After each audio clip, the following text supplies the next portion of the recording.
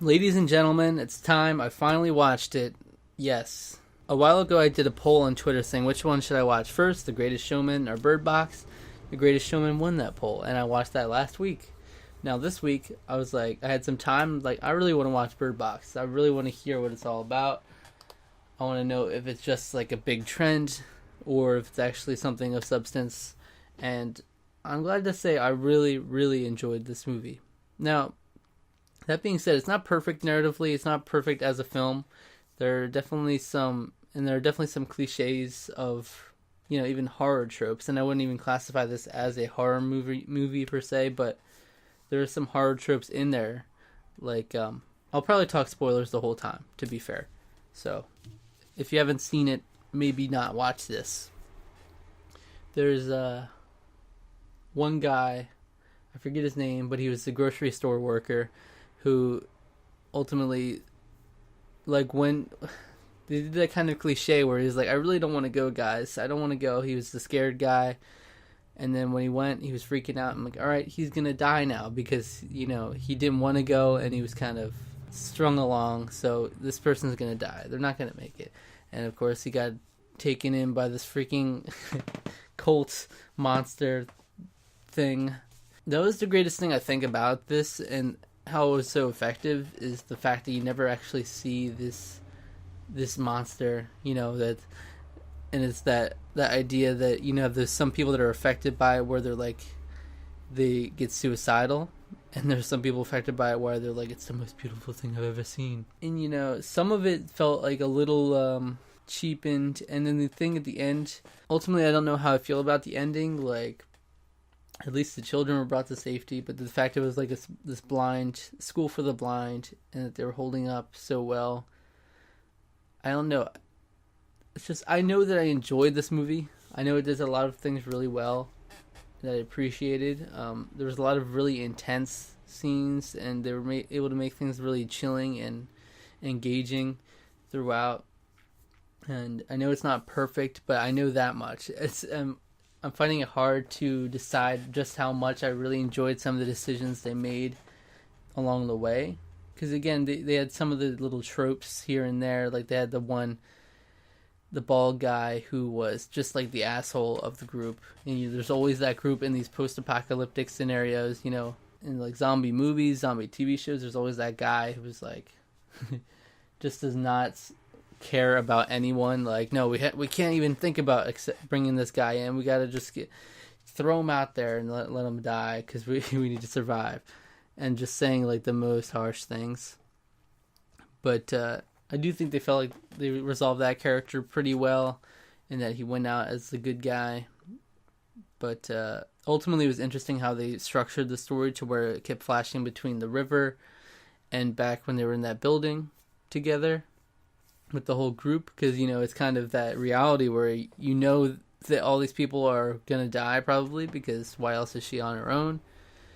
And it's unfortunate because the guy that the guy that the leading character is with is super good. He's like objectively just an amazing guy, and of course he goes out in kind of a cliche way as well, where he's like, go on without me. I feel like he didn't need to do all that. Like, they could have tried to figure something out together. But okay. Because really, they knew that these people were out, and that there are crazy people out here in these cars. But then, like, they're in this building, and then they hear people getting out of the car, and they're like, all right. He's like, all right, well, I guess I got to fall on the sword now. Like, that quickly went from, okay, let's try to survive together, to, nope, got to give my life so they can survive. Like, it went that drastic that quick. So it's just interesting how they handled some things like that. But overall, I thought the movie was really effective. I think it's definitely worthy of like talking about as a great movie. And of course, the amazing trend that came out of it, of everybody doing things blindfolded. And the focus of the movie that I always saw, I didn't know much about the movie, but everything I always heard was about, or had seen, was about her on the boat with the children blindfolded. And, that's really not even scratching the surface in the whole movie. Like, the main focus of the movie is really the interactions with the whole group that they find. and that's like the more interesting part of the movie. And then just cutting between that and the river shows how far she's come. I think that's really cool. The whole calling her children boy and girl, I wasn't entirely sold on that, because even if you're very much like, there's no hope in this world, there's no I don't get the purpose in calling them boy and girl. Like, you could call them a name just as well. And it's like, what, you're trying not to grow attached to them? Like, they are your children, and you're clearly doing everything you can to keep them alive. Why are you not the only reason you don't like name pets in like these kinds of situations is that you don't want to grow attached to them. But these are children, and they're like, seem to be your entire focus. So why are you calling them boy and girl? I didn't get that.